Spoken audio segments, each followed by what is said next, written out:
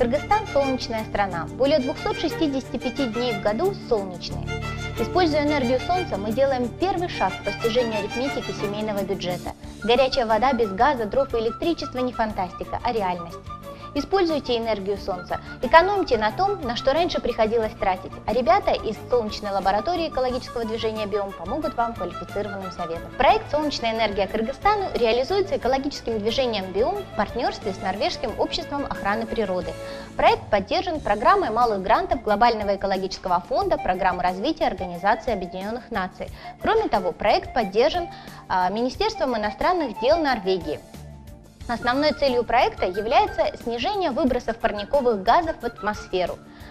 Эту цель мы достигаем за счет двух моментов. С одной стороны, за счет сохранения естественных экосистем, а с другой стороны, за счет расширения возможностей жителей Кыргызстана в использовании солнечной энергии. В проект вовлечено более 20 сел Киргизской республики. В каждом из сел проходил обучающий курс, на котором участники имели возможность своими руками создать солнечную установку, а потом испытать ее действие у себя дома в своем хозяйстве. Кроме того, в рамках проекта открыты 7 демонстрационно действующих выставок, на которые мы приглашаем всех желающих ознакомиться с различными типами солнечных установок, которые точно так же можно использовать у себя в быту. Экспертами солнечной лаборатории экологическое движение «Биом» в рамках проекта было разработано пособие, описывающее методику построения солнечных установок в домашних условиях. Мы, сотрудники солнечной лаборатории, предлагаем вам ознакомиться с такими установками на примере солнечной бочки. Солнечную бочку можно использовать весной, летом, осенью и даже зимой в условиях солнечного ясного дня. Солнечная бочка позволяет нагреть от 60 до 70 литров воды за 3-4 часа до 60 градусов Цельсия, то есть температуры сети горячего центрального водоснабжения.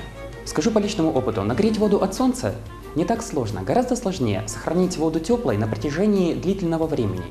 И конструкция солнечной бочки позволяет решить эту проблему. Расположим бочку горизонтально. Бочку нужно покрасить в черный матовый цвет. Это поможет собрать больше тепла. Бочка, которую мы используем, на торцевой стороне имеет два отверстия. Большое 57 мм и малое 26 мм с закручивающимися крышками.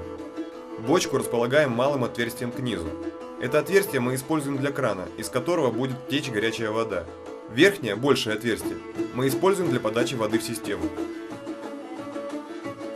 К сборке сантехники нужно подойти очень внимательно, так как это система для подачи и отвода воды. Эта работа требует внимания ко многим мелочам. Сначала соберем выход для горячей воды. Для этого в малое отверстие вставляется пластиковый шланг.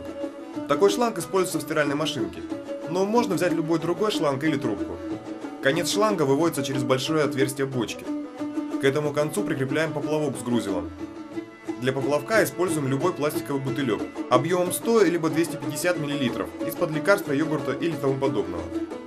Он должен быть небольшим, чтобы пролез в отверстие. В поплавок помещаем несколько камней. Они служат грузилом. Теперь давайте проверим, как он будет вести себя в воде. Он должен уйти в воду не менее чем на 2/3. Если это не так, то добавим еще камней.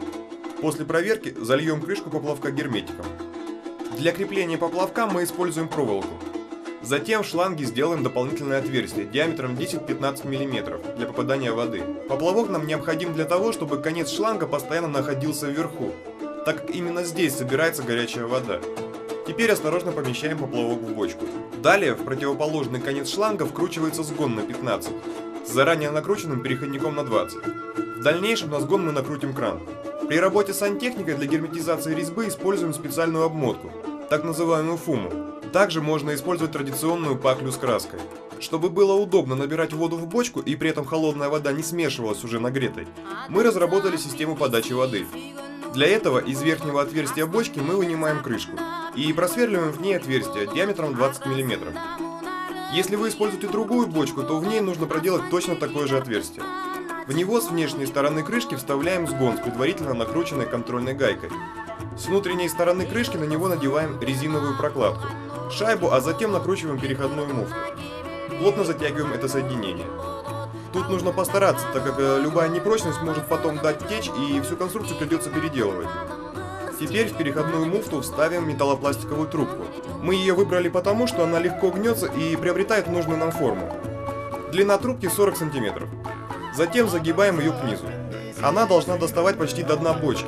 Именно в ней и кроется основной секрет конструкции. С ее помощью холодная вода подается прямо в нижнюю часть бочки, не смешиваясь с уже нагретой. Полученное соединение вкручиваем в бочку. Чтобы металлопластиковая трубка осталась на дне, через отверстие для забора воды мы устанавливаем металлический прут для упора. Вот бочка готова. Мы сконструировали систему подачи воды, которая идет в нижнюю часть бочки, и систему забора воды, которая при помощи поплавка позволяет собирать более нагретую воду сверху. Это заметно снижает время ожидания нагрева воды. Теперь приступим к созданию короба. Короб – это конструкция, которая помогает собрать максимальное количество солнечных лучей и сохранить солнечное тепло, накопленное бочкой. Давайте соберем раму. Для этого нам понадобятся рейки. Мы используем рейки размером 2 на 3 см. Но можно и другого размера, главное, чтобы они не были сильно тонкими, так как это отразится на прочности всей конструкции. Мы будем их скреплять шурупами. Для ускорения процесса мы используем шуруповерт. Расчет габаритов рамы производится таким образом. К длине бочки прибавляется 10 см. Это для того, чтобы поместился утеплитель толщиной 5 см. Такая толщина оптимальна, так как с меньшим утеплением солнечная бочка будет менее эффективна. По ширине и высоте с учетом толщины пенопласта раму также нужно сделать на 7-8 см больше диаметра бочки. Этого будет достаточно, чтобы бочка не касалась стекол, которые мы потом установим.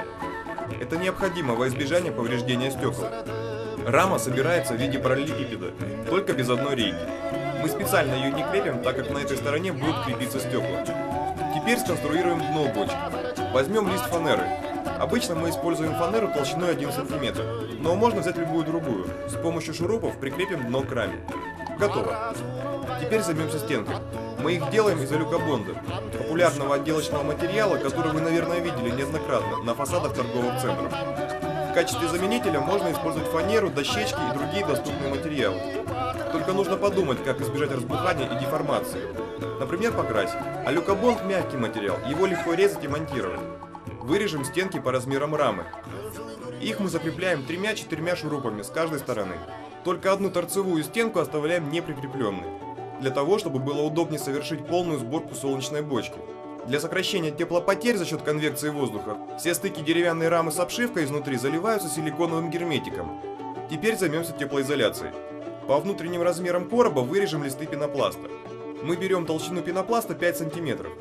Для плотной стыковки листов пенопласта и рамы мы вырезали небольшие пазы. Если нет пенопласта, то можно использовать вату, шерсть, опилки и отходы хлопка. Мои соседи, например, использовали старое одеяло, и прекрасно работает. Однако при использовании природных материалов могут завестись насекомые. Чтобы этого избежать, утеплитель нужно пересыпать известью. Только нужно помнить о том, что толщина утеплителя должна быть не менее 5 см с каждой стороны. Теперь на каждый лист пенопласта наклеим отражательную пленку. Это делается очень легко. Отражатели помогают сохранять тепло, и бочка становится похожа на термос.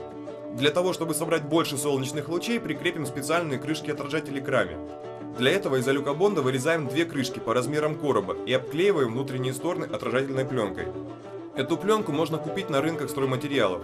Наклеивать ее нужно так, чтобы было как можно меньше морщинок, так как они рассеивают солнечные лучи. Крышки крепятся к коробу с помощью мебельных навесов, клепками и шурупами. Мы используем специальный клепатель. Этот инструмент сейчас достаточно распространен. Вот короб и готов. Наступил самый важный и приятный момент – сборка целой бочки. Бочку вставляем в короб. Нужно обратить внимание на то, чтобы трубка для подвода воды находилась сверху.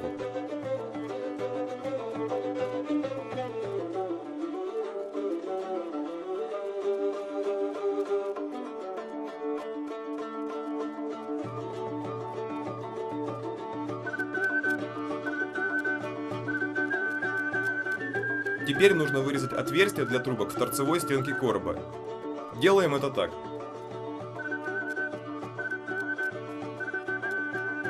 Закрепим бочку стенкой короба. Затем накручиваем оставшуюся сантехнику. На нижний сгон через муфту накручивается обычный водяной кран. На верхний сгон крепится вторая переходная муфта. В нее вставляем металлопластиковую трубку длиной 20 см и загибаем вверх. На ее верхний конец надевается воронка, через которую мы будем наливать воду в бочку. Теперь нам остается решить проблему отвода воздуха. Нужно, чтобы вода могла беспрепятственно проникать в бочку. Давайте посмотрим, что будет, если не сделать воздухоотвод. Да, вода идет очень сложно. Воздухоотвод сделать просто. Перевернем бочку. В верхней части бочки с противоположной стороны от крана и рядом в коробе нужно просверлить отверстие диаметром 10 мм. думаю, здесь будет хорошо.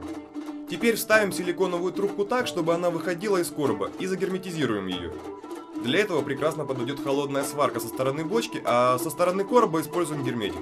Ну что ж, хорошо получается. Теперь закрепим бочку металлическим хомутом, чтобы она прочно держалась в коробе. Остается только вставить стекла. Мы используем стекла толщиной 4 мм. Они помогают добиться парникового эффекта.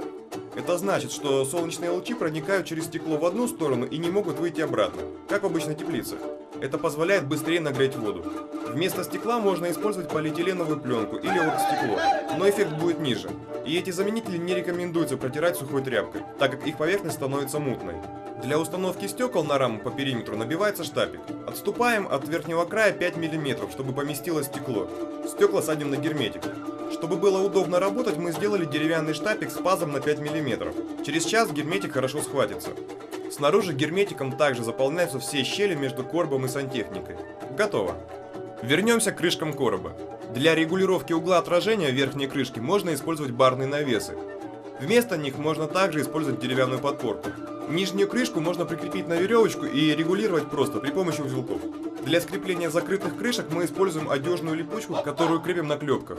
Внутреннюю поверхность крышек по периметру обклеим силиконовым уплотнителем для уменьшения теплопотерь в ночное время. Для красоты оставшиеся деревянной части обклеиваем фольговым скотчем. Ну вот и все, бочка готова.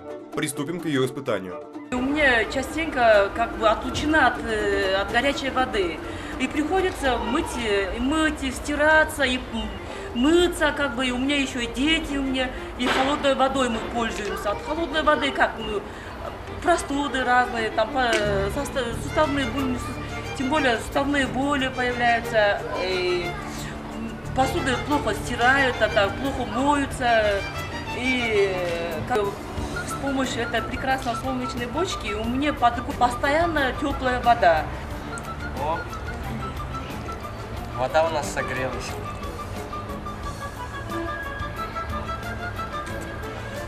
Я эту бочку собрал на семинаре, как бы на ее собрание этой бочки у меня ушло 1,5 часа.